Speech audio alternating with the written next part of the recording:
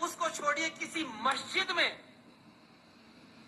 उसका कैलेंडर भी देखा, केवल हिंदुओं के मंदिर में साईं बाबा की मूर्तियां कह कह करके बिठाई जाती है ना, कि क्या वो आदमी भी था पूरा? तो मुझे हंसी नहीं आती, लेकिन डायरेक्ट ही भगवान। थोड़ा सा इस चीज को समझे। आपने किसी जैन मंदिर में साईं बाबा की मूर्ति देखी? किसी बौद्ध मठ में, किसी सिख गुरुद्वारे में, उसकी छोड़िए किसी चर्च में साईं बाबा की मूर्ति देखी? अरे उसको छोड़िए, किसी मस्जिद में उसका कैलेंडर भी देखा? केवल हिंदुओं के मंदिर में साईं बाबा की मूर्तियां कह कह करके बिठाई जाती है, पैसा दे दे करके। अब ये बीमारी क्या? अब जरा थोड़ा समझे। साईं बाबा कौन था? सरासर झूठा प्रचार। और मैं जो आपको बात बता रहा हूं बिल्कुल प्रमाणिक, जो साईं बाबा ने खुद ने लिखवाई।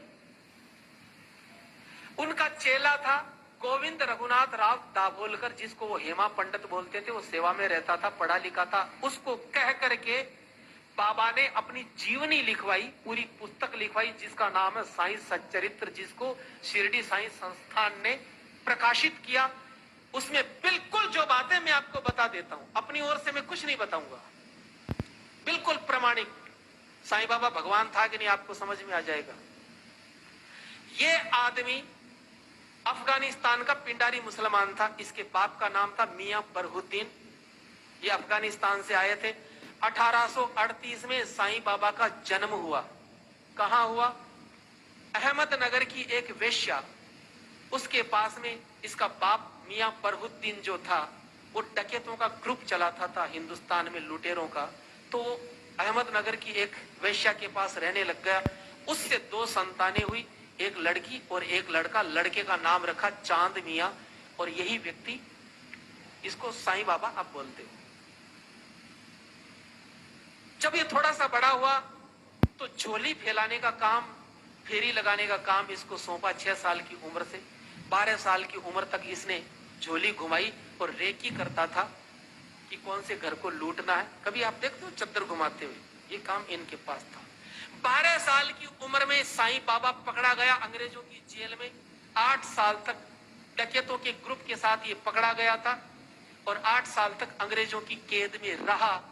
इसका बाप भाग गया था। फिर इसके बाप ने अंग्रेजों से समझौता करके छुड़वाया। तो अंग्रेजों ने कहा कि तुम हमारे लिए काम करो, हम तुम्हारे लिए करेंगे, तुम्हारे लड़के को छोड़ देंगे। क्या काम है? बोले कि झांसी की रानी लक्ष्मीबाई को हमें जीतना है। इसके बाप ने हाँ करी। वो व्यक्ति, इसका बाप, झांसी में चला गया और रात को गेट खोला। उसने झांसी की रानी को मरवाने का काम, उसमें सहयोग किया इसके बाप ने।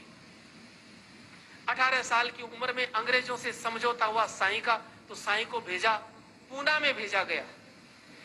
लोकमान्य तिलक के स्वतंत्रता संग्राम को दबाने के लिए इसको प्रोजेक्ट करके अंग्रेजों ने भेजा पूना में। और लोकमान्य बाल गंगाधर तिलक इतने चतुर थे, वो समझ गए कि ये पाखंड रचा रहा है, ये दुनिया को भटकाएगा।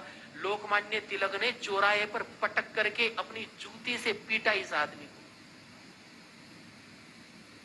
वो जूती पहनते थे आगे से, तीखी तीखी सी, उस नीचे पटक करके पीटा और कहा फिर कभी यहाँ दिख गया तो जान से मार दूंगा। तो ये आदमी वहां से भागा।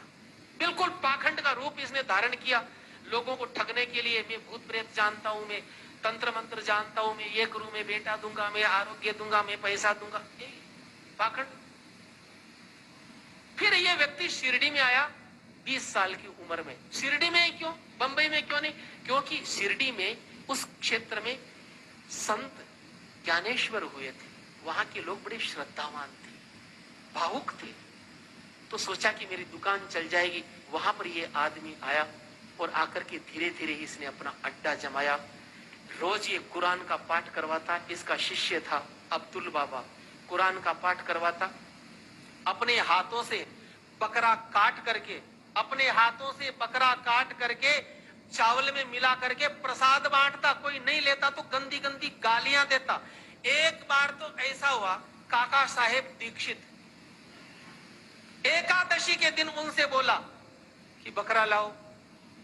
उन्होंने कहा मैं तो ब्राह्मण हूं, तो गालियां दी। जबरदस्ती मंगवाया और बना करके उसका ब्राह्मण धर्म भ्रष्ट किया। उसको भी बोले खा। एक बार तो ऐसा हुआ, शिरडी में हैजा फैल गया। तो वहां के पंचों ने कहा कि ऐसा करो कि कोई जीव हिंसा मत करना ताकि हैजा कंट्रोल में आ जाए। सबने जीव हिंसा बंद कर दी, लेकिन इसने कहा मैं तो काटूंगा।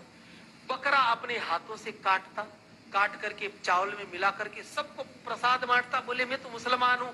ये आदमी महीनों महीनों नहाता नहीं था, संडास जाने का डिब्बा, उसी से ये आदमी पानी पीता, चिलम पीता था।